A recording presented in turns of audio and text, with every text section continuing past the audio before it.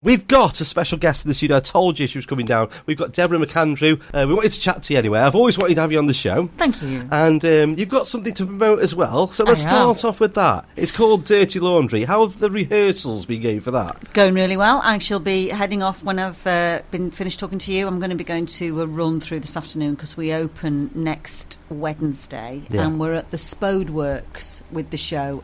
We've converted one of the spaces in Spode to a theatre space. Yeah.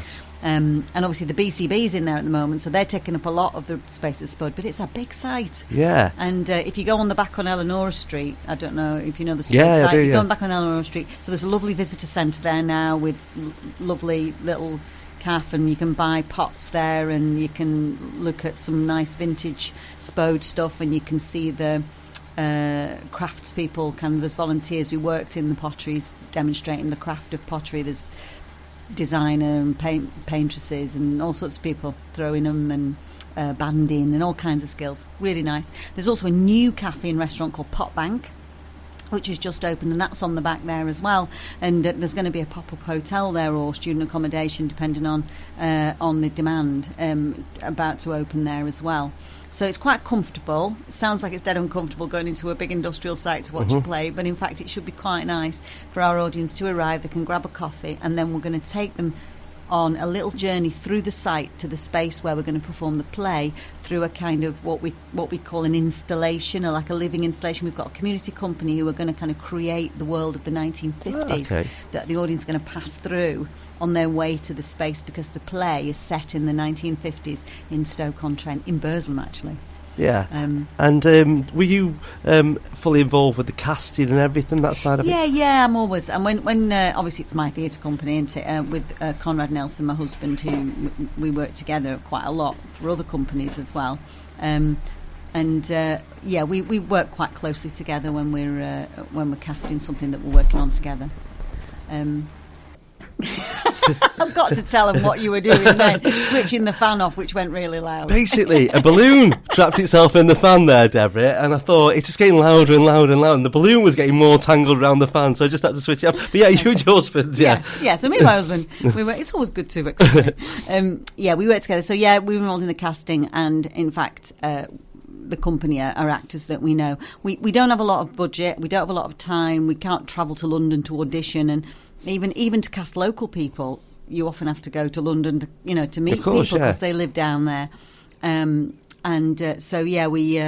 We've cast people that we know very well, really, and that can just put a show on in quite a quick space of time and be good-natured about the site-specific sort of nature of what we do. We've been rehearsing actually at Emma Bridgewater factory. They offered us a space there, which was just great. They're lovely up there, very welcoming and really open to, I suppose they make pots, we make theatre. There's a kind of, we were sort of working together with the meeting room wasn't busy, so they said, oh, you're looking for a rehearsal space, come here, which was really great. Actors loved the cafe because actors like to eat, so it was great. It was convenient, and it's a lovely cafe as well. So it was absolutely brilliant. We were rehearsing there. Now we've moved to Spode. We open next Wednesday. I'm talking quite a lot, aren't I, Terry? Yeah, is it exciting at this time, or are you still like throwing things around and going, I'm not ready? It's a mix of real. There's along the way there are times when you hold your head in your hands and think, what are we doing this for? It's such hard work. And there's a core team of myself, our producer Helen, our company manager John, and Conrad, and we're the kind of core team. And when we've got other people, Dan Shaw, who's local to Burslem, is doing all our front of house for us, and we've got lots of great volunteer friends and everything. Everybody's helping us, but ultimately, there's a core team kind of trying to cover lots and lots of jobs that in an actual theatre organisation would be about 20 people. There's 4 of us.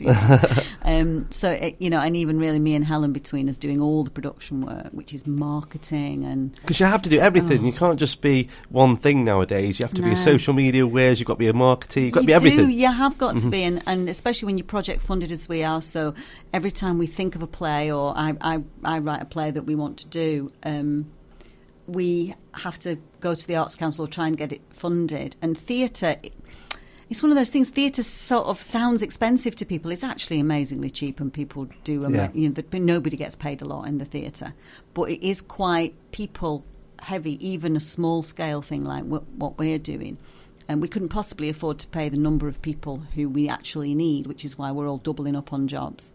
So I've written the play, and I'll get paid for writing the play, I hope, if we sell enough tickets. But other than that, I'm doing the marketing, I've doing all the education work, lots of meetings and outreach and all stuff like that, and loads of production work, proofreading the programme, preparing pieces for the programme, going to rehearsals, there's so much involved. Sourcing props, I'm doing things like that as well. It's just everything. Yeah. Doing costume fittings. I was the wardrobe mistress last week. Just everything, and you do all that to get the show on, and that goodwill, has got to come from every single person working on it as well, and lots of volunteers helping us as well. And you've got to lead from the front, really, and show that you're prepared to just do whatever it takes to make a good piece of work. Of course, you were writing at a very young age, performing at a very young age, and you've seen how productions get put on, and you've worked with people, so you've had quite good education yourself in theatre. I'm very experienced. I'll let you into a secret. I'm 50 next week. Wow. So we're kind of going for... You've not aged at all. I was looking at pictures of you, because I want to talk a little bit about some of the past things you've done, and you've not aged at all. I don't know what the secret is. I think I've got an idea. We'll talk about that in a minute or two. And we're going to talk about clay body and everything, you know what I mean? But we're just going to take a quick ad break. 60R, the bright side of Staffordshire. It is indeed the bright side of Staffordshire for a Friday afternoon. It's 1:20. We've got Deborah Mcandrew in the studio. I keep saying Deborah, sometimes say Deb. Is it everything? No, it's everything. Debs, Debbie. Mm-hmm. Yeah. Everything. Well, let's talk a little bit about what we were saying before the ads about, you've always been doing it. You're 50 this year. Next week. Next week, sorry. Yeah, well, this year, it's coming. So it's been non-stop. So I just want to go back. For the people who don't know, right, in 1990, which is 27 years ago, you were in Coronation Street, right? You played Angie Freeman, who was a friend of Curly Watts, Kevin Kennedy, and I want to say that I don't really watch soaps anymore, but at that time I was about 18, and it was on just before I was going to work, so I pretty much watched it a lot. And I'd like to say that when you came into it, it was like a new era for soaps in general, because there wasn't a lot of young characters. I think after you, quite a lot came into, especially Coronation Street, because it was like an old firm, and the people you worked with at the time, even Phyllis were in there. And really old people. I think off the back of your story and more coming in, it was a new start, which is a great thing. Yeah, there was a lot of news, because there was Jenny Bradley, and there was obviously there was Kev, and Sean Wilson played Martin Platt at that time. There was quite a few. I mean, even Kevin and Sally were quite young then, But other than that, it was like they had the odd child character that just popped in now again, like Tracy or it did. It did have a different vibe. I think as well in that time, of course, when people remember back to that time and they go, "Oh, it was different then." It was, because there were only 4 channels. Yeah. At all, in any way. It's a new world. No computers, no online stuff, no Netflix, no catch up. Even. I mean, Channel 4 was a babe in arms, really. They'd only just kind of got that going. So it was a very, very different time. It belonged to a different era, really, when people sat round, the telly, sort of almost kind of, it was more in touch with that era through the 70s and the early 80s, when we all watched the Morecambe and Wise Christmas special. It had more in common with that time than it does with our time now. 15, 20 million could watch an episode of them days, easily. Yeah, it was a national event, and only maybe kind of something like the...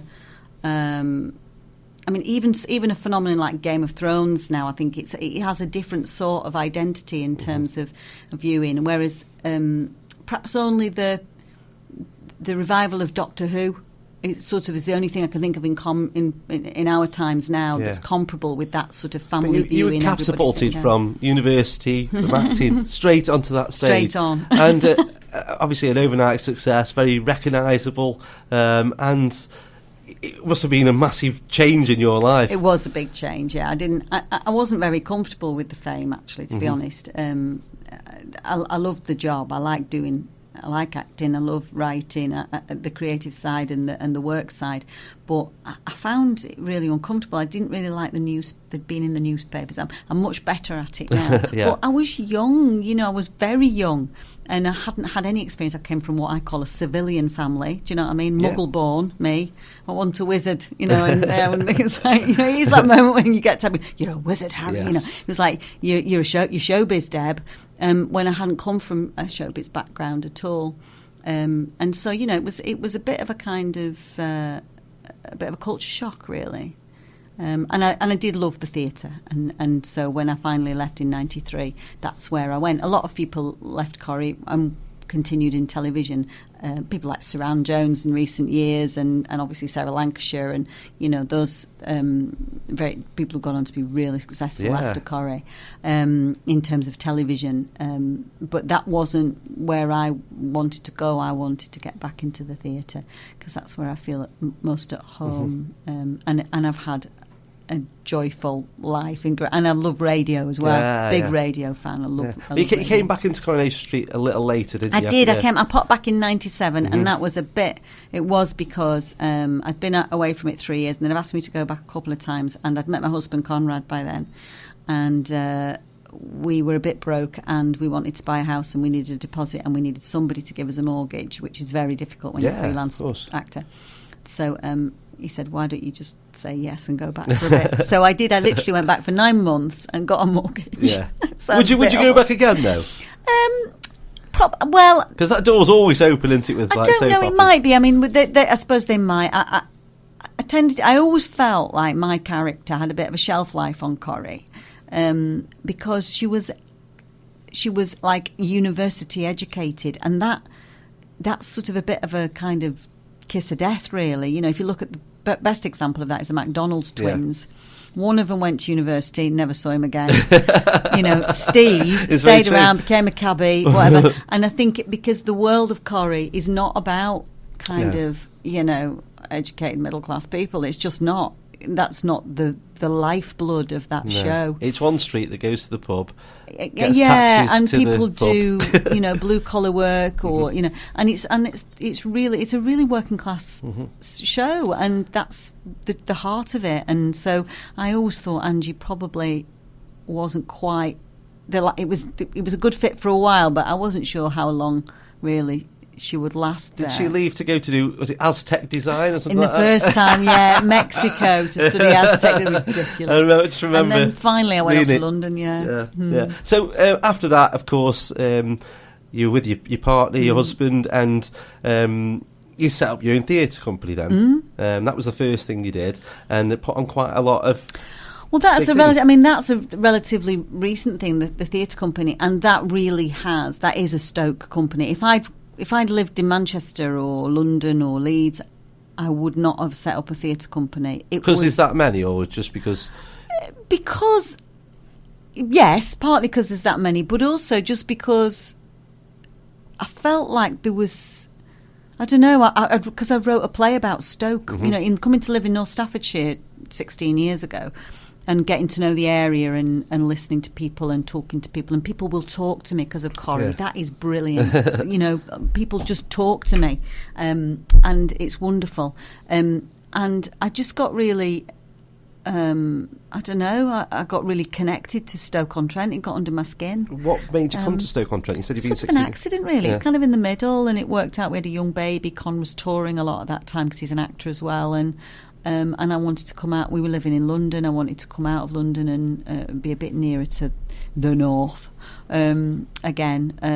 And we ended up here, and it felt like a bit strange at first because I didn't know anyone. I didn't know the area. And then gradually it started to work out. And then I just fell in love with Stoke. That's as simple as that. Simple as that. And so I wrote a play. Yeah, you did. Yeah. It was called Ugly Duck. It was called Ugly Duck. Yeah, and I can remember it was a bit again based on Burslem, Port Vale were involved and stuff. Yeah, I remember it very well. That was about 4 years ago. Yeah, and that was kind of the beginning of the theatre company, really, because it was really successful. People loved it, and they wanted me to do something else. And it was like, oh, okay. Well, I hadn't kind of thought about the next one. Like you don't really, because you leap from one thing to another. Of course, yeah. And then we did a play about the miners, and we've done 1 or 2 events and workshops and stuff like that. And then this play started to kind of bubble up through the ether, or whatever. That doesn't sound right, does it? Bubbling up through the ether. Can't do both, can it? It either bubbled up from the bottom or it came from the ether. It came from the ether, yeah. And it was. Somebody said to me, "Have you ever written an environment play?" And I hadn't thought about it. So when I started to think about it, something that people in Stoke were always telling me kind of came back to me over and over again. They used to tell me about when they hung the washing out, during the times when the ovens were still firing, the bottle ovens, and you had to be careful what day you did it because it would need washing again. Exactly. And if the wind was in the wrong direction, Monday morning was obviously the obvious time, but perhaps they'd time it through the week depending on when the firings were. Yeah. And I thought, this was a really bad place for the air and the environment, and I started to look at the history of Stoke and tied it in with the Clean Air Act in the 1950s, and so suddenly a play set in the 50s seemed to be a thing.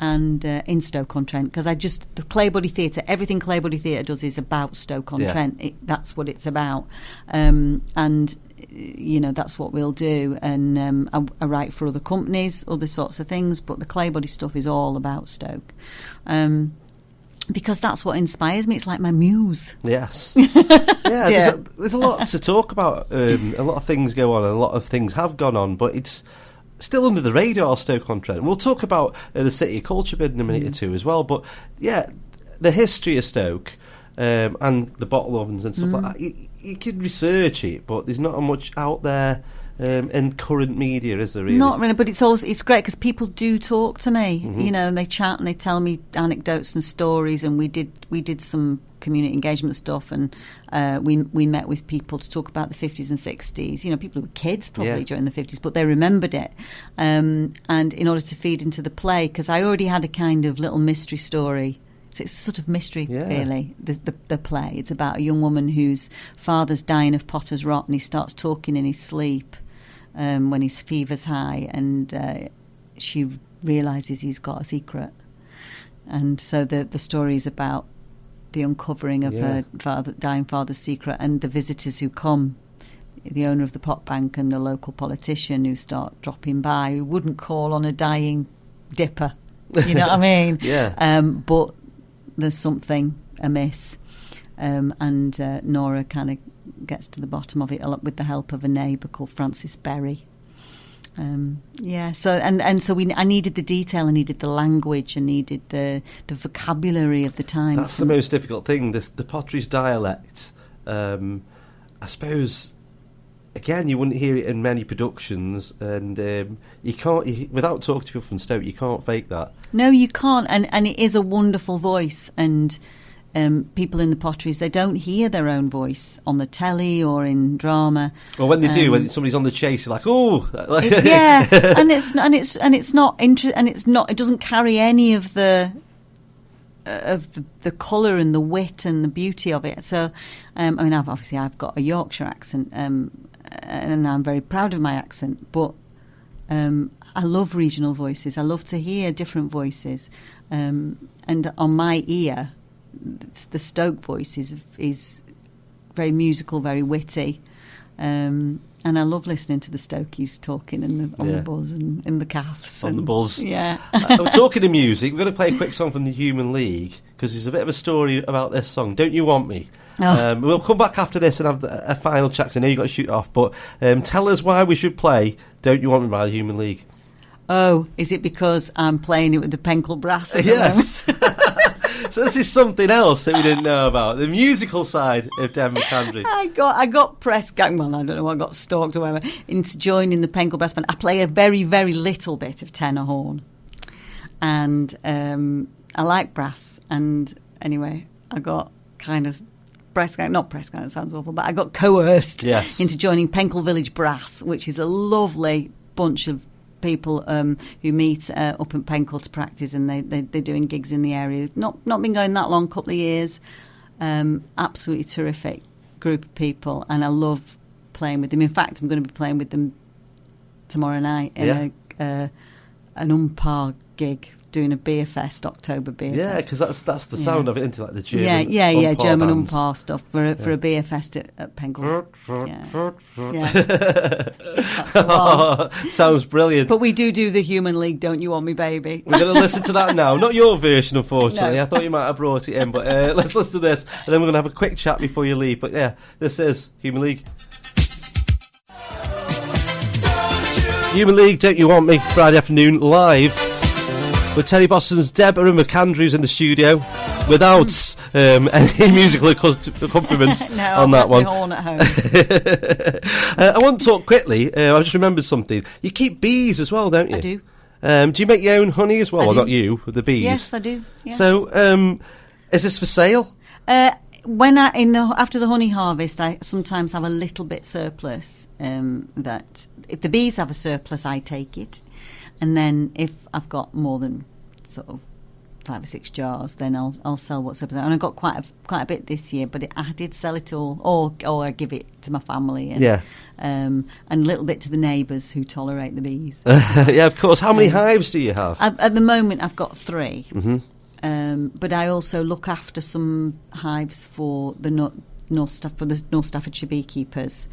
Association. You've got to be in the Beekeepers Association. I didn't even know there was a North Staffordshire there's North Staffordshire Beekeepers Association, and the main apiary is at Longston near Leek. Yeah. But I help look after a little apiary in Stoke. Actually, so this is really interesting because people who are listening probably know nothing about this. I knew little. Somebody had told me that you kept bees.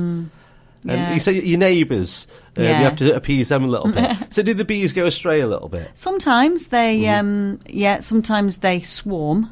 Which is swarming is a kind of word that makes people scared. See, I think of like the Snoopy cartoon where they run and jump in the lake because there's a swarm of bees coming. Yeah, no, you don't need to run away from a swarm of bees because they're not.